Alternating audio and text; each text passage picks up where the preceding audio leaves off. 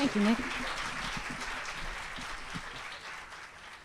So it's October of my sophomore year in high school, and I am going on a date.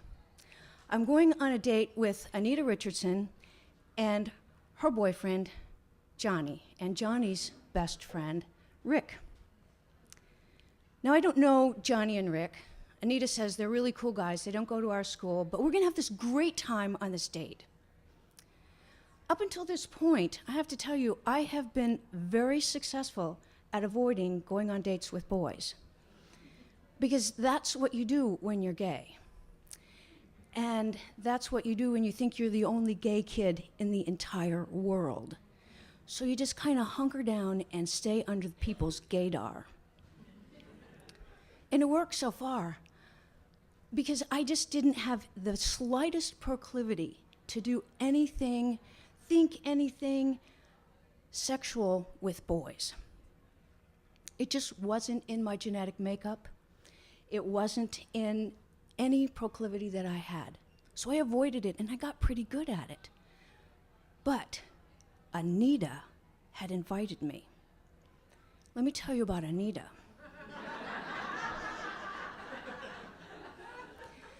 Anita was the most popular girl in school.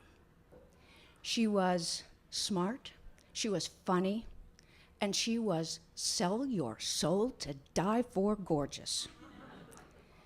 Well, Anita had invited me on this date. Anita had suddenly become my brush with cool, and I was taking it. So Anita invites me on this date, and I realized later that Anita's mama would not let her go on a date with just a boy. She had to take someone with her, so it had to be a double date. But she picked me. I'm like the biggest nobody in school. The only reason people knew I existed was I could play basketball, and that's how I knew Anita, because we were on the basketball team together. But none of the other girls would go with Anita on these dates because everybody said Anita was fast. Whatever the hell that meant. I didn't think she was fast. I could outrun her like crazy on the basketball court. So I said, sure, I'll go. So I go on this date. I agree to do it. And it's the night of the date. It's a Saturday night, and everybody's supposed to meet at Anita's house. And I decide I'll just walk over because I don't live that far away. So I walk over to Anita's, and I am not late, but I get there, and all four doors of the car are open, and the car is running. And I get there, and they are like ready to go on this date. And I take one look at these guys, and I realize these are not high school boys. These are upperclassmen college guys. So, but I get introduced to the guys, and immediately everybody gets in the car. Oh, geez, what am I supposed to do? So I get in the car too. And now I had heard about what goes on dates. You know, girls talking in the locker room, or talking in the bathroom, or in the hallway. And here's what I figured the date was going to be. Okay, so the guy picks you up, or you meet somewhere, and he takes you to dinner, maybe to the movies, maybe to putt-putt golf. He takes you home. He tries to kiss you, and you have your sister, who is standing by, flick the lights on and off, on and off, on and off, and then he doesn't get to kiss you, or he kisses you a little bit. Date done, creds up. I can do this. So I am all set. We get in the car, and we're driving down little bitty back roads of Franklin, Tennessee, and we go past the only two decent restaurants in town. Well, okay, so it's McDonald's. So then we pass McDonald's, and we pass Burger King, and we pass KFC, and we pass the movie theater, and for crying out loud, we pass the bowling alley. We go straight to the River Road. Now, the River Road is where everybody goes to park. So Rick, who is my date and is driving, pulls right in underneath the trees. And Johnny and Anita waste no time in the back seat. I hear all this slurping and snorting and carrying on and zippers unzipping and the back of my seat's getting bumped. I'm like, geez. And Rick turns and looks at me, and he cups his hand, and he puts it on the back of my head, and he pulls me towards him. And I know he's going to French kiss me because he's already got his tongue out. And let me just stop right here and say, if you're gay and somebody of the opposite sex wants to French kiss you, it's a lot like sucking on a slug.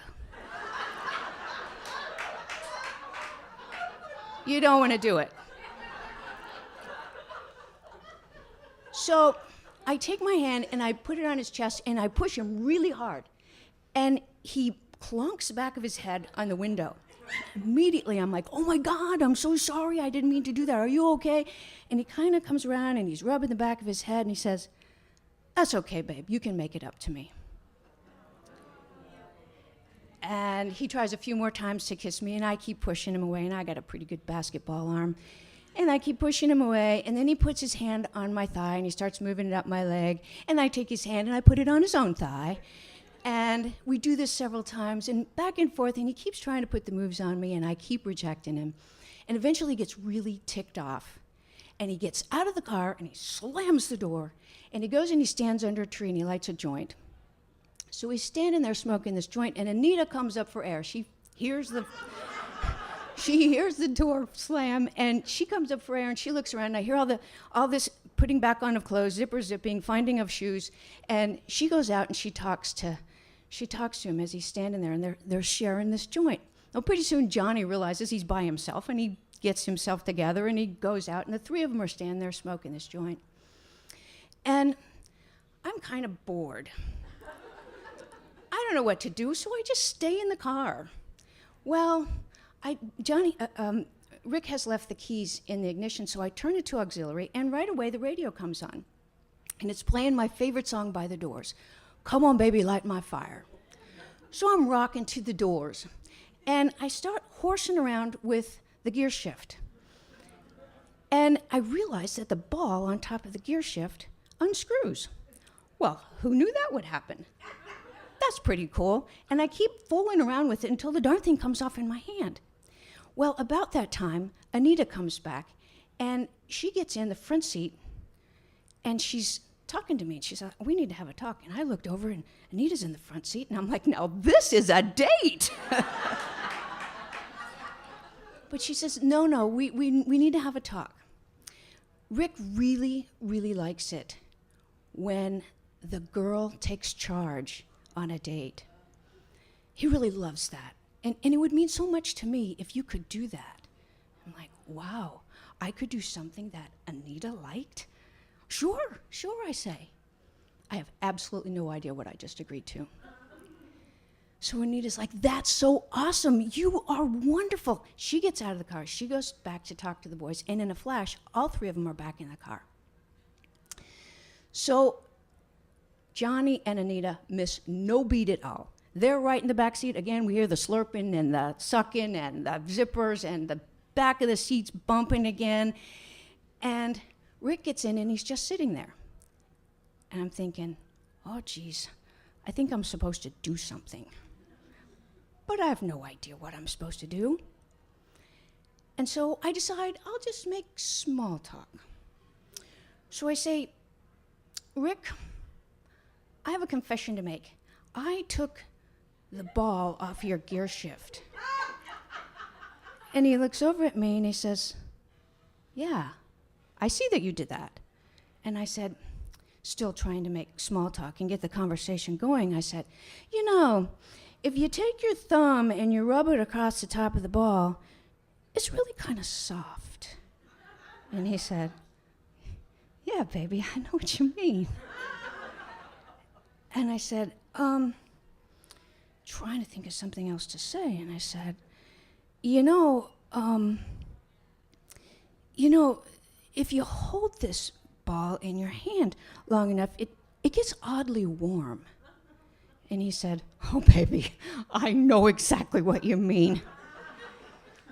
And I said, you know, and even though it's kind of soft when you rub your thumb across the top of it, and it gets a little bit warm, it's oddly kind of weighty in a strange sort of way. And he's like, honey, I know what you mean. And about this time, it dawns on me where this conversation is going. And I know I have to kind of get the moxie to pull myself out of this situation. And so I say, yeah, you know, Rick, you really should never go anywhere without something like this. Without a ball, you should never go anywhere without a ball. And Rick's like, oh, baby, I know it. And I said, because if you did, and if somebody said something that you didn't like, or maybe you weren't ready for it, you could just take that thing and clobber them right in the head with it. Or other places that might hurt a lot. And at this point, his other places were becoming rather prominent. And so he says, yeah, right. And he gets really mad, and he yanks the ball out of my hand, he screws it back on the gear shift, and he jams in the clutch, and he turns on the ignition, and he puts it in second, skips first gear altogether, puts it in second, and peels out of there. Well, the people in the back seat come flying up to the front, and they just banged into the back of our seat. And let me just say that the moaning and the groaning took on a whole different pitch. Well, Rick peels out of there. He does this donut in the road and heads back through town. We get back into Anita's driveway in record time. Anita is mortified. She can't wait to get out of the car. She gets out of the car, shoes in hands, and runs into the house, slams the door. I'm ready to get out of the car, too. This date is done. So I get out of the front seat, and I slam my door. Meantime, Johnny is still curled up in the back seat. He's not okay. Rick peels out backwards, and he just leaves, goes flying down the highway. And I start heading home. And I don't know if you're anything like me, but when I get a song stuck in my head, I don't sing the whole song, I just sing the refrain over and over and over in this giant loop. And the whole way I'm walking home, I'm singing, come on, baby, light my fire. Just try to set the night on fire. And I think back on that night, and the memory is so available to me. It's so vivid in my mind, because it was one of the first times when I realized a good lesson in life. And what I realized was, I can try to be one of the cool kids. I can really try hard to fit in and be one of those heterosexual cool kids, but it's not going to work out. The lesson I learned was that I'm only who I am, and that's all I'm ever going to be, no matter what age I am. Now, I had to learn this lesson a couple more times as I grew up, but it was a good first lesson to learn when I look back on that one night in October, in my sophomore year, down on the River Road. Thank you.